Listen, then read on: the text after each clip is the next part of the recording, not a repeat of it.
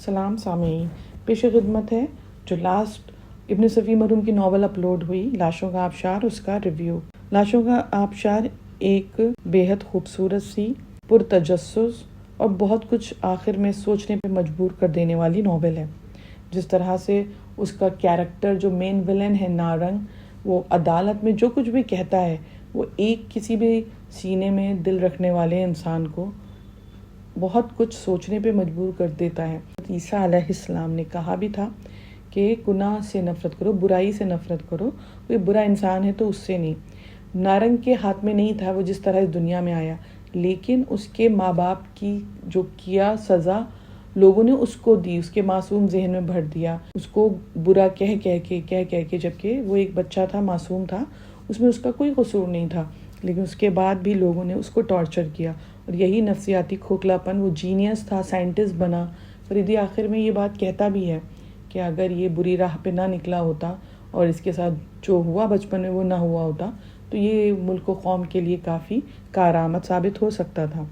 آخر میں فریدی اتنا حساس طبیعت رکھتا ہے کہ اس کو کوئی بہت خوش نہیں دکھایا ہے کہ یہ مجرم گرفتار ہو گیا ہے، اس کو پھانسی کی سزا بھی ہوئی۔ اس کے لیے کوئی نرم گوشہ نہیں تھا، فریدی کے دل میں نارنگ کے لیے نرم گوشہ نہیں تھا، لیکن بحیثیت ایک انسان، ایسا انسان جو بہت ہی حساس نرو دل رکھتا ہے، اس نے یہ بات سمجھی اور کہی۔ شروع میں ہم دیکھتے ہیں شہزادہ امرود بخت بن کے کیپٹن حمید صاحب نے اپنے کیسے ہنسایا ہے اور کیا ہی ایکٹنگ کی ہے جب پہلی بار وہ کنول سے ملا تھا، اور جو اس کا حبشی غلام تھا طالوت، کیا ہی سٹوری، مطلب ایک الگ ہی دنیا میں انسان چلا جاتا ہے اور ایک پراسرار سا سما بن جاتا ہے۔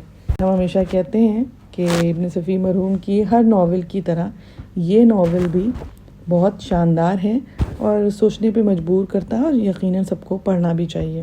فریدی ایز اٹ از سنجیدہ مزاج ہے، سنجیدہ اپنا، وہ ہمیشہ اس کی سنجیدگی قائم بھی رہتی ہے، اور حمید اسی سنجیدگی کو اپنے چلبلے پن سے کافی حد تک بیلنس کر کے رکھتا ہے۔ لیکن جو فریدی کے فین ہیں جیسے کہ ہم ہیں، ہمارے جیسے لوگوں کو فریدی ایسے ہی پسند ہے۔